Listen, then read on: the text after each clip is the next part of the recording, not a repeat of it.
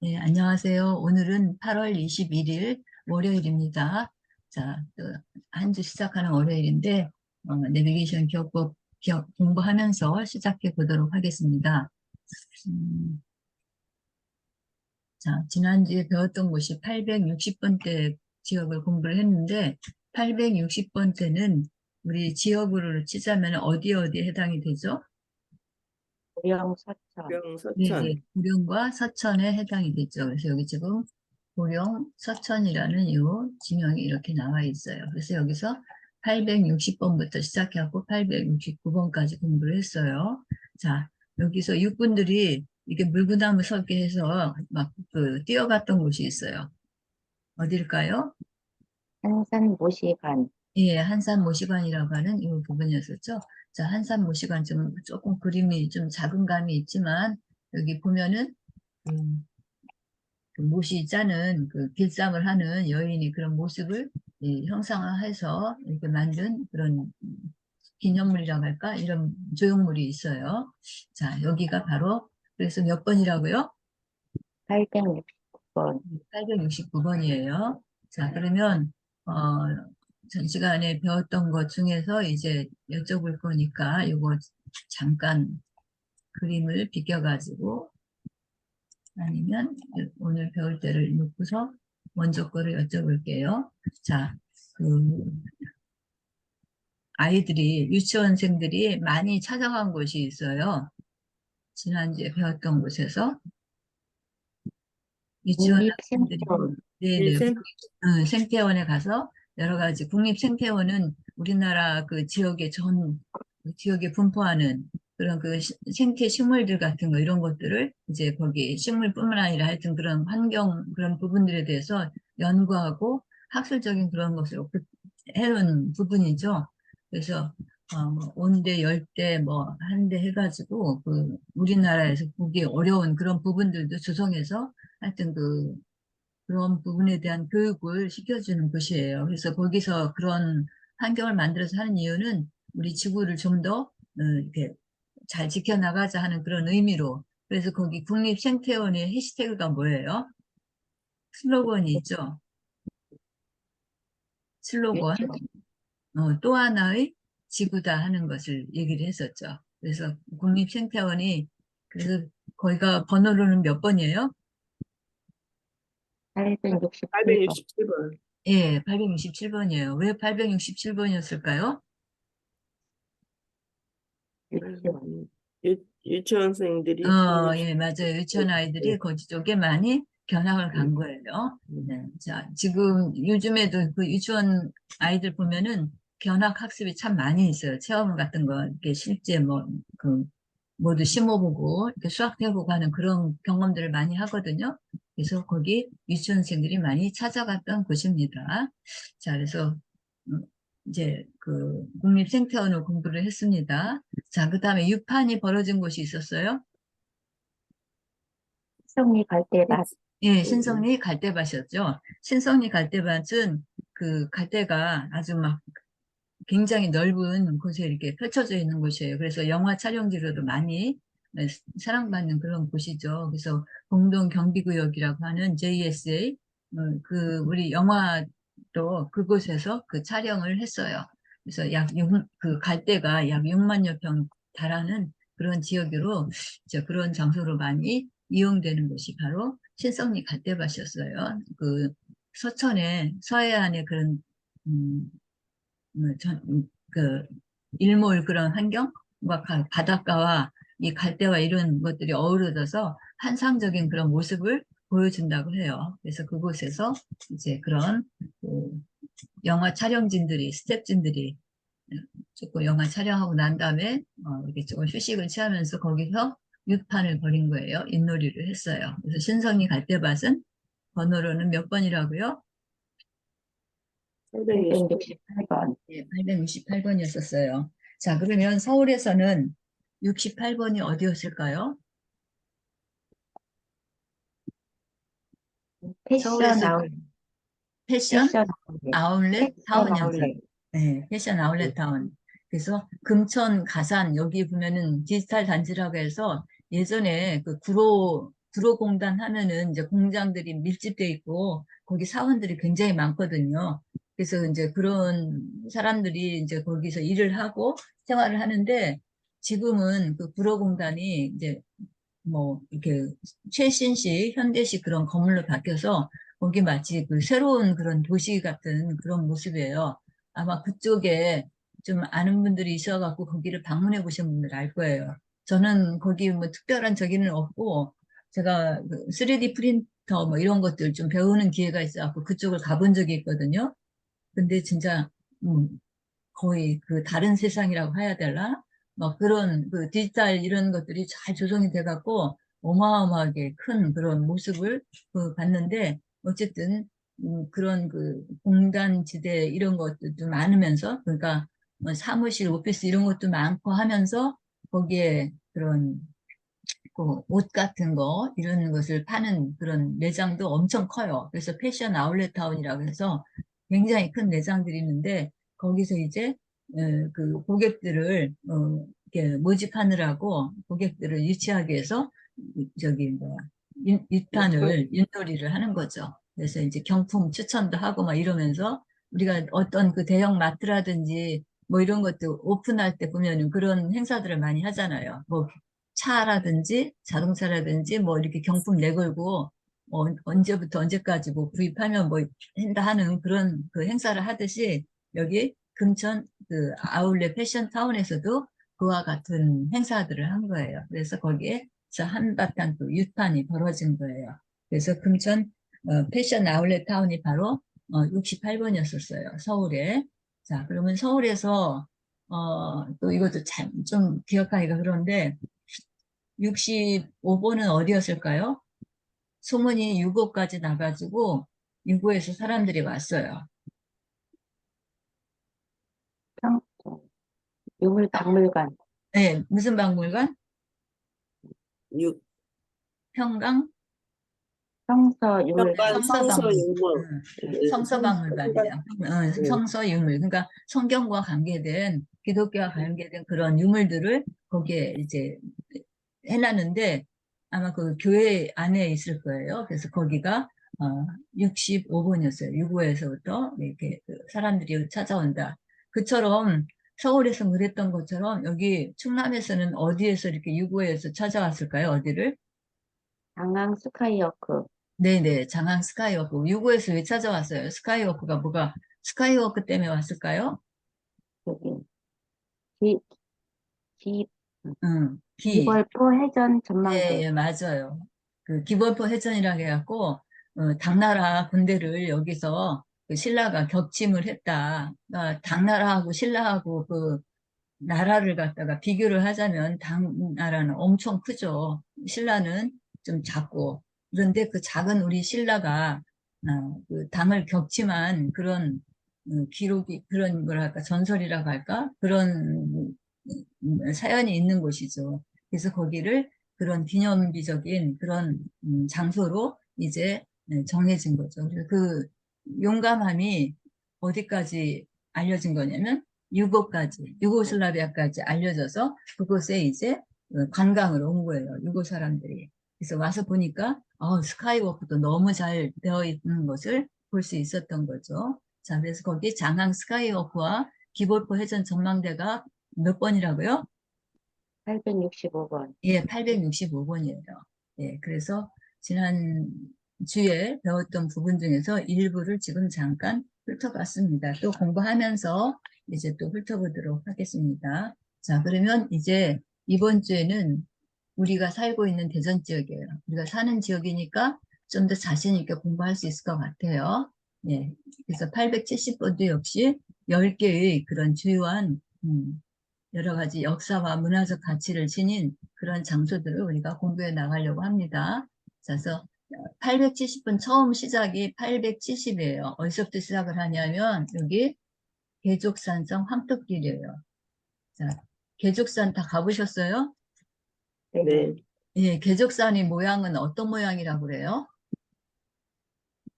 이 산의 아니, 이름을 보면 알 수 있어요. 닭 뭐야? 닭, 닭 닭, 뭐야? 닭 닭발? 뭘까요? 예, 닭발? 닭발이에요. 닭 개자에다가 발족이에요. 닭발처럼 이렇게 생겼나 봐, 이 산이. 그래서 그 계족산성이라고 했는데 이 계족산성이 전국적으로 유명해진 게 있어요. 음, 여기 지금 써놨는데 황토길로 유명해요. 예, 예. 그래서 여기서 이제 맨발로 사람들이 건강 차원에서 이 황토길을 막 걷고 그러거든요. 아마 지금도 가보면 그 맨발로 걷는 사람들이 많이 있을 거예요. 이 황토길이 아주 유명해졌는데 이렇게 유명한 그 장소로 이게 뭐 알리고 홍보를 한 그런 간접적인 홍보인데 자기네 기업을 그 선전하면서 이제 간접 광고를 한 거예요. 그 사람이 누구냐면 혹시 아세요? 선양소주. 예, 맞아요. 선양소주 그 사장 뭐랄까 선양소주의 아주 최고 우두머리죠. 조웅래라고 하는 회장이 여기에 그 황토끼를 조성해가지고 사람들이 그걸로 인해서 굉장히 많이 전국적으로 알려진 곳이에요. 그래서 해마다 여기 그 계족산 황토길 걷기 뭐 이런 행사도 하고 또 막 음악가들 불러갖고 무슨 그런 그 음악회를 하고 학교나 이런 데 다니면서 문화 행사도 많이 해요. 이 조웅래 회장이. 그래서 전국 사람들이 여기 참여해서 계족산 그 황토길 걷는 그런 행사도 하는데 여기 계족산 성에 누가 간 거예요? 황토길을 걸으려고? 70대 네, 노인들이 70대 노인들이 간 거예요. 근데 지금은 70대를 노인이라고 하면 좀 성지를 내는 분들도 있을 거예요. 워낙 건강 관리가 잘 돼서 70이라 하더라도 노인 같지 않은 거죠. 그래서 음, 저기 뭐야 젊은 사람들이 볼 적에는 70대는 당연히 노인이지 뭔 소리야 할 텐데 실제로 70대가 된 그 당사자들을 보면 노인이라는 생각 거의 안 가질 정도로 건강 관리도 잘 돼 있고 또 여러 가지 생활하시는 것도 그래요. 근데 어쨌든 우리가 여기를 기억하기 위해서 그냥 70대 노인 이렇게 하는데 실제 이 내비게이션 기억 공부하면서 그 공부하는 사람 중에 70대인 분이 있었어요. 근데 그분이 엄청 막 그 화를 내면서 왜 70대 노인이냐고 70대 청춘으로 바꾸라고 막 이렇게 얘기를 했었는데 자, 70대 노인이 들어간 것으로 우리가 잘 알려진 거 뭐 있을까요? 예, 응? 예, 해밍웨이가 쓴 예, 노인과 바다. 예, 노인과 바다라는 그 소설이 있죠. 미국 그 작가잖아요. 그래서 거기 보면 노인과 바다에서 올드맨이라는 게 나오는데 그 뭐야 해밍웨이가 그 굉장히 그런 그 쿠바를 사랑했다고 그래요. 미국에서 쿠바 이제 그렇게 멀지는 않거든요. 거기 이제 쿠바를 사랑해서 그러니까 그쪽에 놀러 간 거죠. 거기서 어떤 그 어부를 한 명 보게 되는데 그 사람이 그런 여러 가지 생활상들 같은 거 이런 것들을 이제 스토리를 해서 만들어낸 소설이 바로 노인과 바다예요. 음.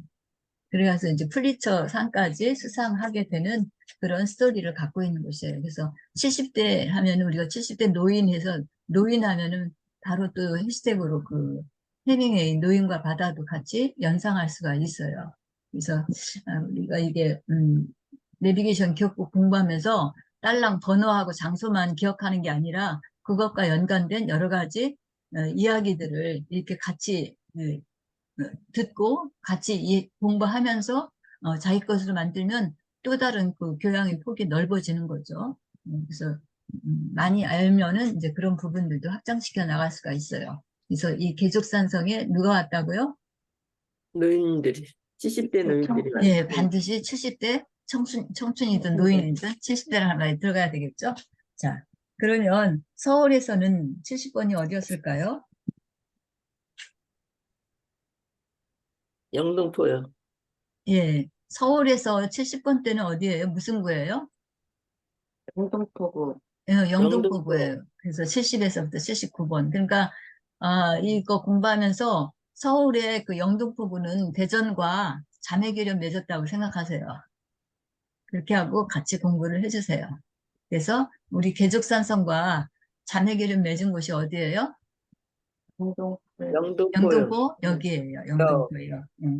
되게 그러니까 다들 70대 청춘이든 노인이 어쨌든 영등포역에도 갔다가 어디로 온 거예요? 또 대족산. 대족산성에도 네. 황토길 걸으러 온 거예요. 건강관리 더 챙기려고. 자, 그 서울의 70번이 영등포역이라고 했는데 그 영등포역은 또 어떻게 떠올리라고 말씀드렸죠?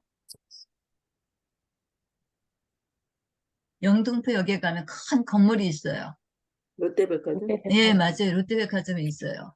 그래서 롯데백화점 그 뭐랄까 회장 그 신동빈 뭐 하여튼 신씨 일가잖아요. 롯데 그 저 가문들이. 그래서 그 회장이 그 영등포 역에 이제 이렇게 역에다가 큰그 바로 그 건물 역 옆에다가 롯데백화점이라고 하는 거대한 우리나라에서는 몇 안 가는 그런 그 기업이잖아요. 네, 그런 건물들을 지었어요. 그래서 그렇게 같이 연상을 해주시면 좋겠어요. 신동빈이라든지 하여튼 그 롯데그룹과 관련된 사람들이 연령대가 지금은 아마 거의 90 그렇게 됐을 건데 어쨌든 70대 정도, 70대 이렇게 생각하시면서 그 부분을 기억하시면 더 좋겠습니다. 자, 그래서 서울과 대전, 그 영등포와 대전이 우리 자매교를 맺었어요. 이 시간부터. 자, 그래서 같이 기억해 주시면 좋겠습니다. 자, 그 다음에 71번이 여기 있어요. 71번. 71번의 해시태그가 뭐예요? 친일, 71, 친일파. 71, 71 쭉 가다가 니을을 갖다가 니은으로 바꾸면 친일이 되죠. 예. 그러니까 7일하고 친일하고는 약간 발음이 비슷한 부분이 있어요. 아주 꼭 맞진 않지만 그런데 우리가 이 내비게이션 기억법 공부를 하기 위해서 그냥 친일로 기억을 하는 거예요. 그거 왜 그러냐고 따지면 안 돼요. 우리는 그냥 그거를 같이 유추해가지고 스토리를 만들어 나가는 거니까. 자, 그래서 번호 71번은 항상 뭐를 생각하시면 돼요? 친일파를 생각하시면 돼요. 네. 지금 우리 뭐 저기 뭐야 윤석열 정부에서 여러 가지 일들을 할 때 그 반대에 대한 그 반대급부로 민주당에서 굉장히 그 내세우는 그런 그 뭐랄까 전략이 있어요. 친일 그 프레임이라고 하잖아요. 친일 프레임. 그래서 일본하고 좀 우호적으로 지낸다 해서 그런 부분에 대해서 막 반한 반일 감정을 막 그렇게 대항하는 그런 세력들이 지금 있잖아요. 그래서 우리나라 국민들이 일본 하면 사실 뭐 이렇게 좋게 감정을 가질 수는 없잖아요. 옛날 그 역사적인 그런 일들을 볼 때. 근데 이제 그것이 계속돼서 갈 수는 없고 뭔가 이렇게 바뀌어가야 되는 그런 처지라고 저는 생각이 되거든요. 그래서 조금 이게 조금 그러니까 의식이 좀 전환돼야 되는데 아직 그런 부분에 대해서 상당히 좀 그런 부분들이 있어요. 이게 이제 정치적인 그런 얘기가 들어가기 때문에 얘기는 여기서 마치고 어쨌든 71번 하면은 친일파 이거를 연상을 하시면 되겠어요. 자, 그러면 대전에서 친일파들이 아주 좋아했던 곳이 있어요. 예, 여기 화폐박물관이라고 적혀 있죠. 화폐박물관 가보셨나 모르겠어요. 예, 여기 그 대덕 연구단지 안에 있거든요.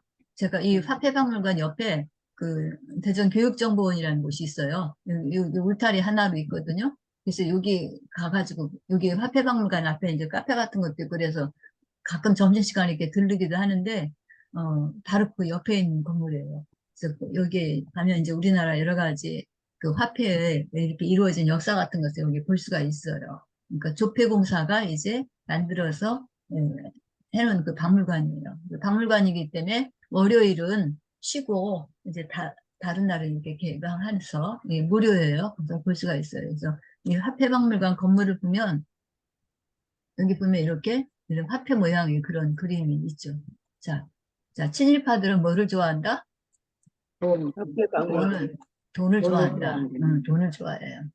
뭐 친일파만 좋아하겠습니까만 어쨌든 우리가 이야기를 만들기 위해서 여기를 그렇게 들었어요. 자, 그렇다면 우리 자매도시인 영등포에서는 친일파가 어딜까요? 친일파들이 좋아했던 서울 곳이? 마리나 클럽. 예, 서울 그 마리나 클럽에 갖고 요트 같은 거 막 띄우고서 이렇게 뭐랄까 예전에 그 오렌지족이라는 말 들어보셨어요? 막 굉장히 그 명품 차 같은 거 호화로운 거 이런 것들을 가지고 막 그 과시한 그런 그 젊은이들이 있어요. 그래서 한때 우리가 걔네들을 그 오렌지족이라고 했는데 얘네들은 막 상류계층이라고 할까? 굉장히 잘 사는 그런 저기죠.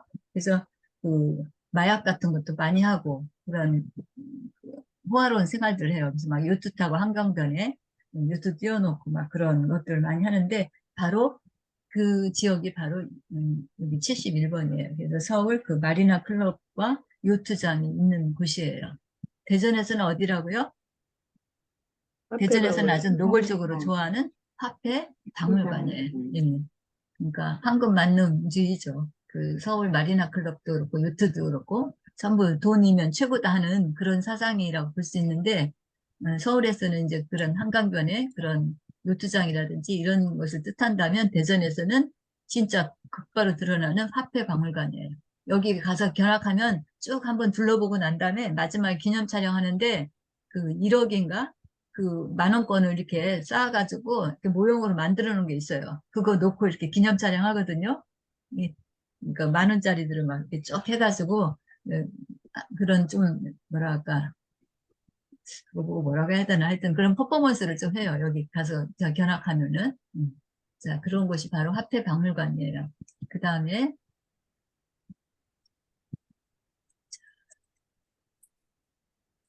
지워지질 않네요. 그 다음에는 여기 엑스포 과학공원이에요. 자, 엑스포 과학공원은 지금 번호가 여기 몇 번이냐면 72번이에요. 72번의 해시태그는 뭘까요? 실내. 72잖아요. 72, 그죠? 72번 하면 7하고 2하고 이제 각각이 그러면 72예요. 72. 근데 칠리는 좀 이제 칠라하고도 발음이 좀 유사해요. 그래서 칠리 소스라고 하는 우리가 좀 매콤한 그런 소스 있어요. 우리나라 그 뭐랄까 고추장 그런 느낌이 나는 빛깔은 빨가면서 하여튼 그런 매콤한 그런 소스인데 어쨌든 칠레 사람들이 여기 우리 그 대전 엑스포가 몇 년에 열렸죠?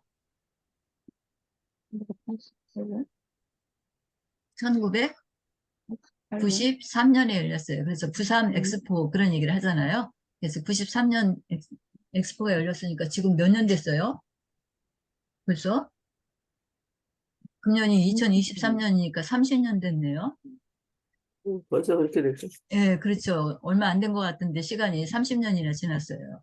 그래서 그 부산 엑스포 때 진짜 전 세계적으로 많은 사람들이 여기 왔죠. 우리나라에서도 엄청나게 많이 오고. 그래서 그 부산 엑스포의 가장 상징이 뭐예요? 여기 지금 보여지고 있는 탑. 한비탑이죠, 한비탑. 이 탑. 그래서 그때 엑스포 하면서 이제 막 지었던 여러 가지 건물들이 거의 다 지금은 없어졌다고 봐야 돼요. 새로 다른 것들로 다 배치되고 했잖아요. 여기에 이 한비탑만큼은 그냥 이제 유지를 하고 있는 거죠. 이제 여기 뭐 꿈돌이, 꿈순이 뭐 그래갖고 걔네들 그 마스코트 있었잖아요. 그 머리에다 이렇게 별 같은 거 다른 그런 그 인형들이 있었죠.